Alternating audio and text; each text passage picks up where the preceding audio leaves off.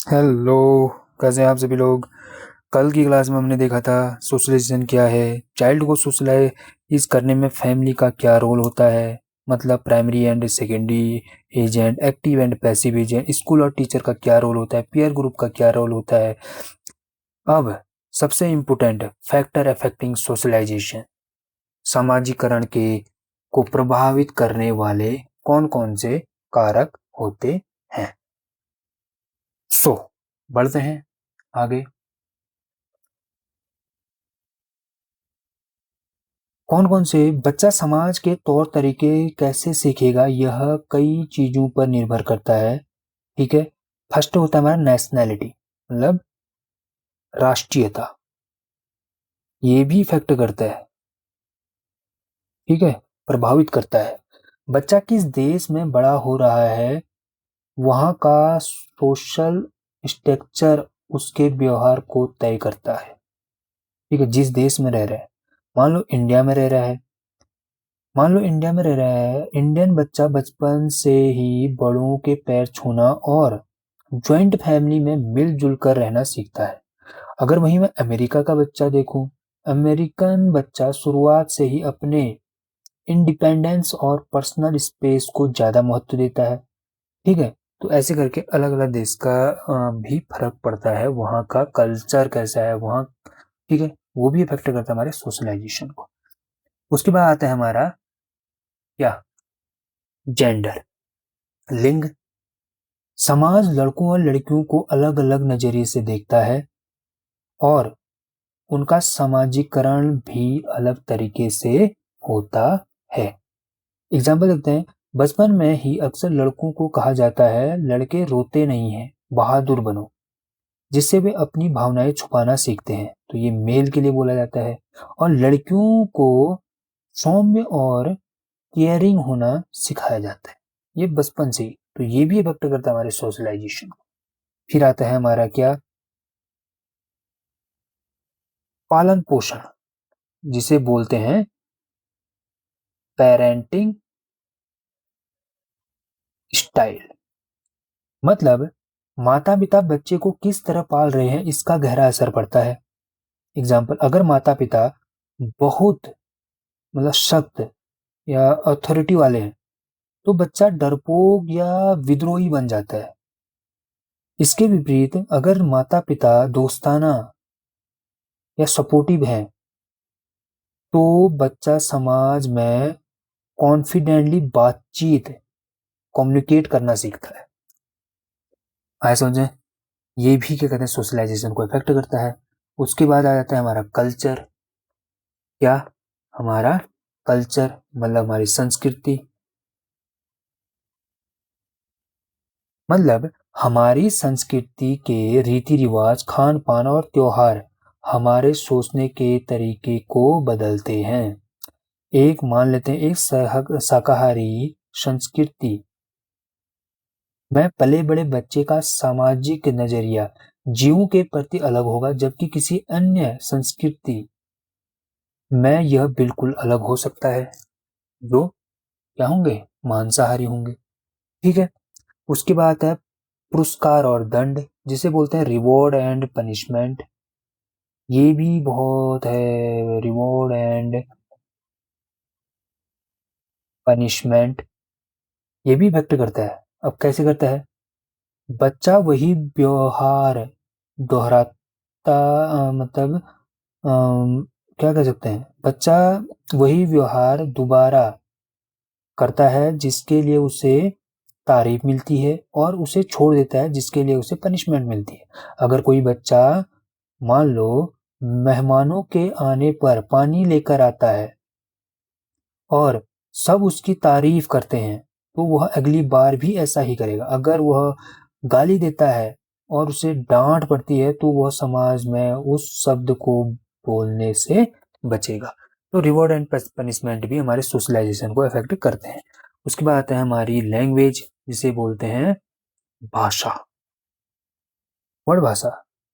भाषा सामाजिकरण का सबसे बड़ा या अ, मुख्य टूल है। इसी के जरिए बच्चा दूसरों से जुड़ता है। लैंग्वेज ही सबसे फर्स्ट ठीक है, एक बच्चा अपनी मातृभाषा सीखकर अपने समाज और परिवेश के लोगों से गहराई से जुड़ पाता है और उनके विचारों को समझ पाता है। ठीक है, तो लैंग्वेज सबसे बड़ा रोल इसमें प्ले करती है। ठीक है, अब हमने जेंडर तो देखा, हमने देखा कि जेंडर, ये जेंडर चैप्टर में पढ़ेंगे हम, पर मैं यहाँ लिखा हुआ है मैंने, तो मैं इसको भी बता देता हूँ कि ये है क्या। जेंडर कॉन्स्टेंसी मतलब लैंगिक स्थिरता, इसे लैंगिक स्थिरता बोलते हैं। क्या बोलते हैं? ठीक है, ये जो क्या कहते हैं कॉन्सेप्ट है, ये बहुत महत्वपूर्ण है और सीटेट में बार बार पूछा जाता है। इसे जो ये जेंडर कॉन्स्टेंसी है ना, इसे हम अभी पढ़ेंगे। लॉरेंस कोलबर्ग ने अपने जेंडर डेवलपमेंट थ्योरी में दिया है। ठीक है, ऐसे में तो ये जेंडर जो लैंगिक स्थिरता है, ये है क्या? इसका मतलब है यह समझ आना कि किसी व्यक्ति का लिंग मतलब जेंडर हमेशा इरिवर्सिबल नहीं होता है। ठीक है, मतलब परिवर्तनशील नहीं है, इरिवर्सिबल होता है। मतलब रिवर्सिबल नहीं होता है, जेंडर को हम रिवर्स नहीं कर सकते, तो ये परिवर्तनशील नहीं होता है, इरिवर्सिबल होता है। ठीक है, यानी कपड़े बदलने या बाल बड़े छोटे करने से किसी का जेंडर चेंज नहीं हो जाता। इसने दिया था, आता है कोलबर्ग ने दिया था, किस थ्योरी में दिया था इसने? अपने जेंडर डेवलपमेंट थ्योरी में इसे दिया था, जिसमें ये बोलता है कि किसी व्यक्ति का लिंग इरिवर्सिबल होता है, मतलब जो बदला ना जा सके। ठीक है, ये किस उम्र में आता है? जो ये जेंडर कॉन्स्टेंसी है, अर्ली चाइल्डहुड, 2 से 7 साल में ये जो जेंडर का पहचान करना वो आती है। ठीक है, आया समझ में? कोलबर्ग के अनुसार इसकी आखिरी स्टेज लगभग 5 से 7 साल में पूरी तरह आती है। इस उम्र में बच्चा जेंडर को लेकर जनरलाइज करने लगता है कि ये लड़का है, ये लड़की है, इसी इसमें ये आ जाता है। ठीक है, आया समझ में? 2-3 साल का बच्चा मतलब जेंडर आइडेंटिटी स्टेज, इस उम्र में बच्चा सिर्फ यह पहचान पाता है कि वो लड़का है या लड़की। लेकिन अगर आप एक लड़के को फ्रॉक पहना दें और उसके लंबे बाल कर दें, तो छोटा बच्चा सोच सकता है कि अब यह लड़की बन मतलब ये लड़की बन गया है। उसे लगता है कि जेंडर बदल सकता है कपड़े पहनने से। ये 2-3 साल में होता है, लेकिन हाँ, पहचान जरूर आने स्टार्ट हो जाती है, लेकिन वो एग्जैक्ट क्या कहते हैं समझ नहीं पाते। ठीक है, फिर 5 या 7 साल में जो कोलबर्ग ने कहा था, जब बच्चा इस स्टेज पर पहुंचता है तो वह समझ जाता है कि जेंडर परिवर्तनशील होता है, मतलब नहीं होता है, वो इरिवर्सिबल होता है। अब अगर वह किसी पुरुष को साड़ी पहने या लंबे बाल रखते हुए देखेगा, तब भी वह कहेगा ये अंकल ही हैं, आंटी नहीं बने। कपड़ा या खिलौनों से जेंडर नहीं बदलता। इसी समझ को हम क्या बोलते हैं? लैंगिक स्थिरता या फिर जेंडर कॉन्स्टेंसी बोलते हैं। ठीक है, फिर ये इसी में आता है एक लैंगिक जागरूकता और एक क्या कहते हैं लैंगिक लिंग वर्गीकरण। मतलब इसी में आता है gender awareness and gender classification. अब देखिए, जो ये लिंग क्या कहते हैं जागरूकता है, जेंडर अवेयरनेस है क्या है? बच्चे को अपने और दूसरों के जेंडर का पता चलना, उसे जेंडर अवेयरनेस कहते हैं। जेंडर क्लासिफिकेशन किसे कहते हैं? यह समझना कि समाज के लड़कों और लड़कियों के लिए क्या क्या चीजों या रोल्स तय कर रखे हैं, उसे हम जेंडर क्लासिफिकेशन बोलते हैं। आया आया समझ में? बढ़ते हैं एक और छोटे से कॉन्सेप्ट की ओर। ठीक है, एक क्वेश्चन आया था, क्या आया था? क्या आया था सीटेट 2026 में, ये डिट्टो ये क्वेश्चन आया था कि मैंने एक्सप्लेन करके यहाँ लिख चुका हूँ मैं कि socialization is a highly complex life long and dynamic process. तो उसमें आया था कि सोशलाइजेशन क्या है, ये ऑप्शन में नहीं दिया गया था, ये ये और ये डैश डैश करके in socialization is a highly complex lifelong and dynamic process involving active interaction multiple institution family peer media school and continuous negotiation। तो इसका मतलब क्या है, पहले देखते हैं कि ये तो लाइफ लॉन्ग प्रोसेस है, समाजीकरण कभी रुकता नहीं है, यह जन्म से शुरू होकर मृत्यु तक चलता है। क्या है, लाइफ लॉन्ग प्रोसेस है। एग्जाम्पल, एक 5 साल का बच्चा स्कूल के नियम सीखता है, 25 साल का युवा अपने ऑफिस का कॉरपोरेट कल्चर सीखता है और 60 साल का व्यक्ति रिटायरमेंट के बाद सीनियर सिटीजन ग्रुप में रहना सीखता है। हर उम्र में समाज के नए तौर तरीके क्या होता है, हम सीखते हैं। ठीक है, उसके बाद आता है ये कॉम्प्लेक्स और डायनेमिक प्रोसेस है, मतलब जटिल और परिवर्तनशील है। यह कोई सीधा या सिंपल रास्ता नहीं है, समाज लगातार बदलता रहता है, इसलिए हमारा सामाजिकरण भी बदलता रहता है। क्या है, एक कॉम्प्लेक्स और जटिल और क्या कहते हैं, डायनेमिक प्रोसेस है। मतलब पहले के जमाने में बड़ों के सामने चुप रहना अच्छा माना जाता था, लेकिन आज के समाज में बच्चों को अपनी बात कॉन्फिडेंटली रखना या एक्सप्रेस करना सिखाया जाता है। तकनीक ने आने से तकनीक के आने से जैसे सोशल मीडिया सामाजिकरण का पूरा तरीका ही बदल दिया है। ठीक है, फिर आता है ये एक कॉन्टिन्यूस निगोशिएशन है, मतलब निरंतर समझौता है। बच्चा समाज की हर बात को आंख बंद करके नहीं मान लेता, वो समाज के नियमों और अपनी सोच के बीच एक तालमेल बिठाता है, निगोशिएशन बिठाता है। अगर समाज कहता है कि लड़कियां बाहर जाकर काम नहीं कर सकती, तो आज की लड़कियां उस स्टीरियोटाइप को चुनौती देती हैं, बहस करती हैं और समाज के सोच को बदलती हैं। इसे ही हम कॉन्टिन्यूस निगोशिएशन कहते हैं। ठीक है, आया समझ में या कि नहीं आया? ठीक है, बढ़ते हैं अगले कॉन्सेप्ट की ओर। अब आए हैं हम यूरिन ब्रॉनफेन ब्रेनर्स सोशल डेवलपमेंट।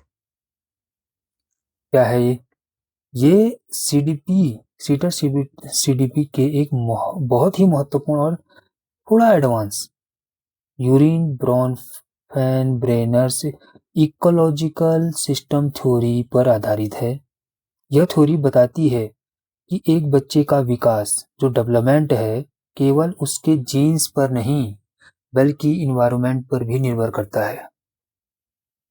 ठीक है, इसने 5 लेवल दिए थे, ऐसा में। So the ecological system theory explain the change that happen in a child, how a child's environment affect him as he grow and develop। तो इसने खाली हेरिडिटी का नहीं, इसका इन्वायरमेंट का रोल बताया है। ठीक है, तो फर्स्ट इसका 5 लेवल मॉडल इसने दिया था। क्या दिया था, ये बहुत इंपॉर्टेंट है, दिखेगा नहीं दिखेगा आपको, तो एडजस्ट करना है इसे। देखिए, तो इसने दिया था 5 लेवल ऑफ इकोलॉजिकल मॉडल। ठीक है, 4 मॉडल दिए थे। जो सबसे अंदर का वाला मॉडल होता है वो क्या होता है, वो होता है हमारा माइक्रो सिस्टम। क्या होता है, माइक्रो सिस्टम। क्या है ये माइक्रो सिस्टम, यह बच्चे का सबसे नजदीकी और डायरेक्ट इन्वायरमेंट होता है जिससे बच्चा रोज सीधे तौर पर जुड़ता है, जैसे फैमिली, फ्रेंड, स्कूल, टीचर। यह हमारे किस्मत माइक्रो सिस्टम में आता है। मतलब बच्चा अपने माता पिता के साथ कैसे रहता है, स्कूल में टीचर से कैसे बात करता है या दोस्तों के साथ कैसे खेलता है, यहाँ हो रहा क्या कहते हैं, यहाँ हो रहा हर डायरेक्ट इंटरेक्शन बच्चे के व्यवहार को तुरंत प्रभावित करता है। तो ये क्या है, माइक्रो सिस्टम के अंदर आता है। तो ये पूछा जाता है कि फैमिली, पियर्स, स्कूल, फ्रेंड्स, ये सब किस में आते हैं? Micro system. उसके बाद आता है हमारा क्या? सेकंड आता है मीसो सिस्टम। मीसो सिस्टम में क्या होता है? यह बच्चे के अलग अलग माइक्रो सिस्टम के बीच का कनेक्शन या लिंक होता है। ठीक है, इसमें बच्चा खुद शामिल नहीं होता, बल्कि उसके दो करीबी माहौल आपस में जुड़ते हैं, जैसे relationship between people and settings parent teacher meeting में वो बैठ गए। ठीक है, यह relationship between people and setting parent teacher meeting. अगर बच्चे के माता पिता और स्कूल के टीचर के बीच संबंध अच्छे हैं तो बच्चे का विकास अच्छा होगा। इसके उलट अगर घर और स्कूल के बीच तालमेल खराब है तो बच्चा तनाव में आ जाता है। तो मीसो सिस्टम में आसपास में रिलेशनशिप बिल्ड होता है पीपल के बीच में, या जैसे पेरेंट टीचर मीटिंग कर दी है कि नहीं।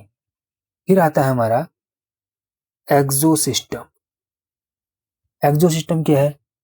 यह वह माहौल है जहां बच्चा खुद कभी पैर नहीं रखता, मतलब इनडायरेक्ट इंटरफेरेंस, लेकिन वहां जो कुछ भी होता है उसका सीधा असर बच्चे की जिंदगी पर पड़ता है। ठीक है, मतलब indirect influence of people and sitting, that is parents work place.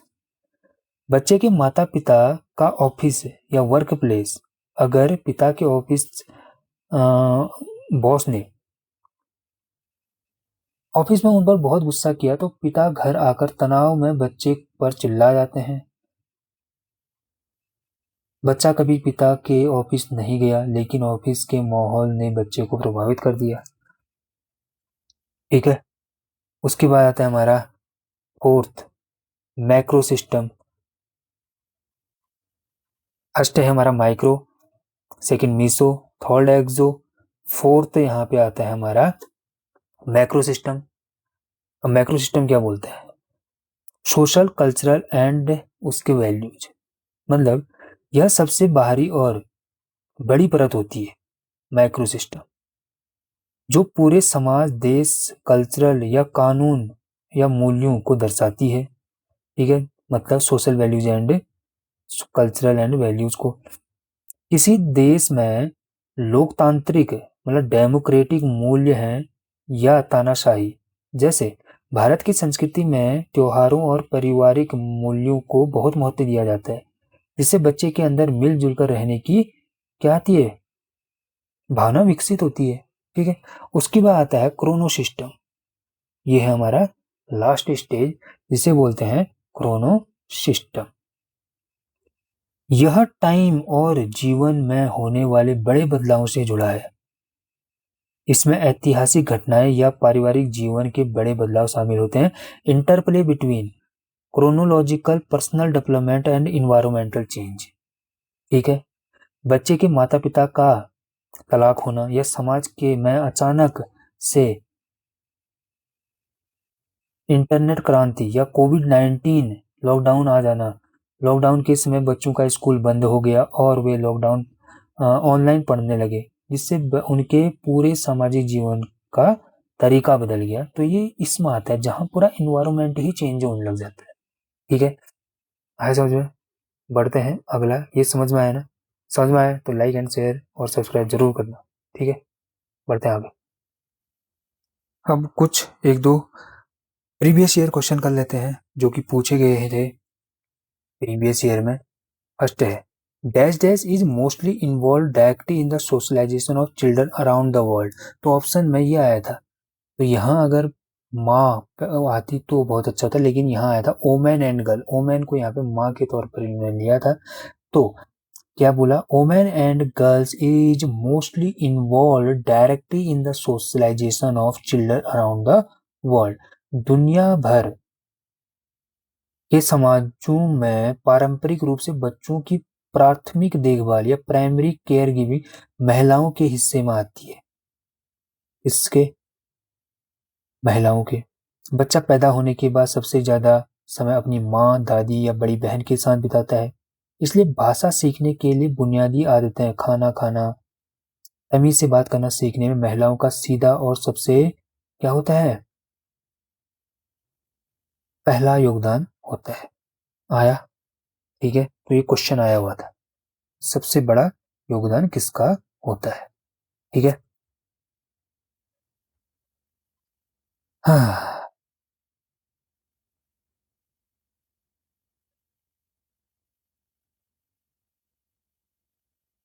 फिर आता है the repetitive practicing of basic skill. The repetitive practice of basic skill by an individual is an example of which kind of education method। तो ये है, कोई skill सीख रहा है, repetitive practice of basic skill by an individual is example informal, अनौपचारिक education का, ये भी सोशलाइजेशन के अंदर आता है। ठीक है, आया समझ में? तो हमने अब इन एजुकेशन के बारे में पढ़ रहे हैं हम। ठीक है, आया समझ में?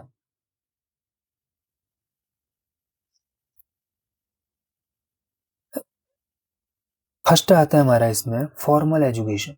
हम जैसे फॉर्मल एजुकेशन मतलब औपचारिक शिक्षा, स्कूल कॉलेज। ठीक है, जैसे स्कूल कॉलेज इंस्टीट्यूशनलाइज वे में पढ़ा जाता है, मेन से इंस्टीट्यूशनलाइज वे में पढ़ा जाता है। यह वह शिक्षा है जो एक तय जगह पर, जैसे स्कूल या कॉलेज, निश्चित टाइम पर और एक फिक्स्ड सिलेबस, किसका फिक्स्ड सिलेबस के तहत दी जाती है। यहाँ परीक्षा होती है और डिग्री मिलती है। जैसे रोज सुबह 8 बजे स्कूल जाना, क्लास अटेंड करना और क्या कहते हैं, बोर्ड एग्जाम पास करना, ये फॉर्मल एजुकेशन जैसे हम क्या करते हैं, नॉर्मली पढ़ते हैं। फिर आता है हमारा अनौपचारिक एजुकेशन, इनफॉर्मल एजुकेशन, जैसे कहाँ कहाँ सीखना है, जैसे रोड पे सीख लेना, बस स्टैंड पे सीखना, नेबरहुड में कुछ चीजें हमने सीख ली। ठीक है, सो मतलब हम रिपीटेटिव कोई प्रैक्टिस कर रहे हैं किसी स्किल में, तो वो इनफॉर्मल एजुकेशन में आ जाता है। ठीक है, तो यह शिक्षा बिना किसी प्लानिंग, बिना किसी सिलेबस या बिना किसी स्कूल के जिंदगी के अनुभव से सीखी जाती है। ठीक है, बुनियादी स्किल्स की बार बार रिपीटिव प्रैक्टिसिंग, बुनियादी स्किल्स की बार बार प्रैक्टिस करना इसी का हिस्सा है। जैसे सड़क पार करते समय ट्रैफिक देखना, बस स्टैंड पर लाइन में लगना या पड़ोसियों को देखकर उनके जैसा बोलना सीखना, यह हम उठते बैठते अनजाने में सीखते हैं। इनफॉर्मल कहीं भी सीखा जा सकता है। ठीक है, उसके बाद आता है हमारा नॉन फॉर्मल एजुकेशन, मतलब निरौपचारिक शिक्षा। जैसे हम ओपन यूनिवर्सिटीज, टाइम सेव नहीं होता लेकिन हम लेते एजुकेशन है इसमें, जैसे इग्नो हो गया हमारा। ठीक है, यूयू हो गया हमारा। यह फॉर्मल और इनफॉर्मल का मिक्सचर है। इसमें नियम और सिलेबस तो होते हैं लेकिन स्कूल जाने की बाध्यता या रोज का कड़ा टाइम टेबल नहीं होता। यह लचीली मतलब फ्लेक्सिबल होती है, जैसे घर बैठे डिस्टेंस लर्निंग या ओपन स्कूलिंग, जैसे इग्नो, एनआईयूएस, ओपन यूनिवर्सिटीज बोलते हैं। ठीक है, से पढ़ाई करना, जहां आप सिर्फ एग्जाम देने क्या करते हैं, जाते हैं। ठीक है, आया समझ में? तो ये याद रखना, ये पूछा जाता है कि ये कौन सा एजुकेशन है, कौन सा क्या है। फिर एक क्वेश्चन आया था, in the context of socialization school often have a hidden curriculum which consist of, क्या, the informal cues about social role presented in school through interaction and material. मतलब अनौपचारिक और सामग्री के माध्यम से स्कूलों में प्रस्तुत सामाजिक भूमिकाओं के बारे में अनौपचारिक संकेत। क्या बोलना चाह रहा है?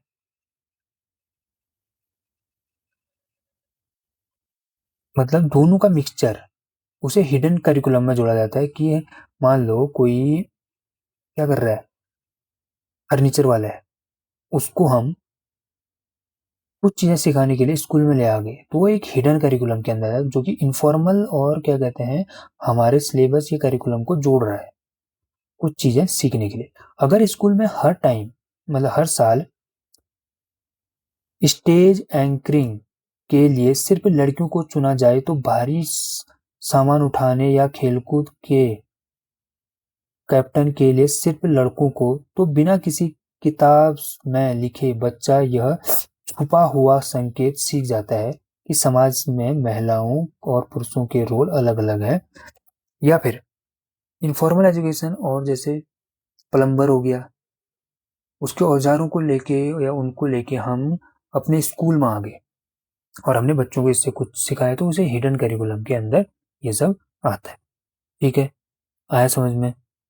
सो आज हमारा सोशलाइजेशन चैप्टर खत्म हो चुका है। कल इसके हम क्वेश्चन प्रैक्टिस करेंगे।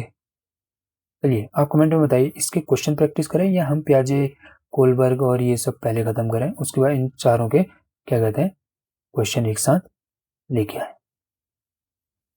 तो क्लास अच्छी लगी हो तो लाइक करें, शेयर करें और सब्सक्राइब करना ना भूलें। Keep practicing, keep learning and do not doubt in yourself. मिलते हैं नेक्स्ट क्लास में।